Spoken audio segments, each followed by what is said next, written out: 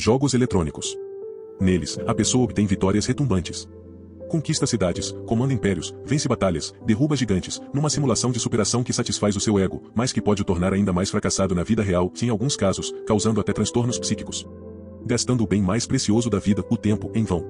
Quem está por trás disso? O diabo, príncipe deste mundo. Alguém pode alegar que esses jogos têm por objetivo descansar a mente, distraindo a pessoa que os pratica. Mas, com tantas formas possíveis de distração e descanso mental mais saudáveis, como a leitura e atividades físicas não competitivas, por que a atração da natureza humana por esses jogos eletrônicos, que acabam por até mesmo escravizar a vontade humana? Pelo relato da tentação de Eva, entendemos que, antes da queda, a natureza terrena era apenas o suscetível àquelas concupiscências. Depois da queda, ela tornou-se o inclinada. Antes, a tentação era somente de fora para dentro.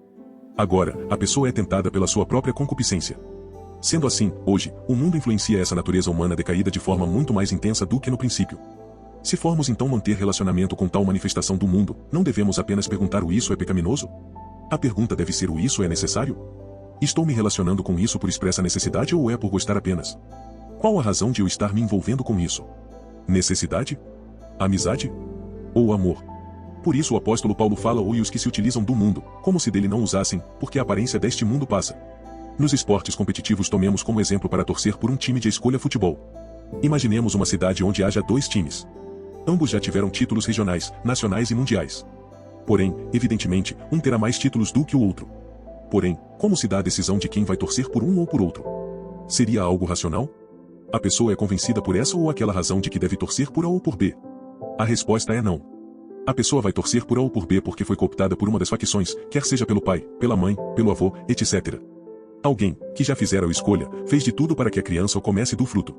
E essa criança, depois de começar a torcer por um dos times, se sentirá parte dessa facção. O time pode passar por maus pedaços, pode passar anos sem ganhar nenhum campeonato regional, mas ela vai continuar sustentando que seu time é melhor, porque há 30 anos ganhou um campeonato mundial. A torcida por um time se dá por necessidade? Não.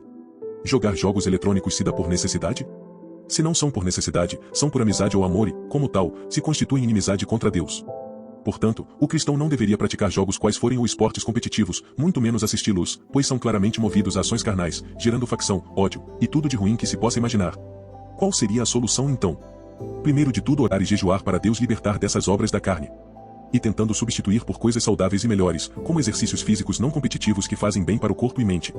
Não brinque com o diabo, não brinque com o pecado, não brinque com a carne. Não brinque com o mundo. Quem brinca com fogo se queima. Quem brinca com o diabo, o pecado, a carne ou o mundo está correndo risco quase certo de morte espiritual.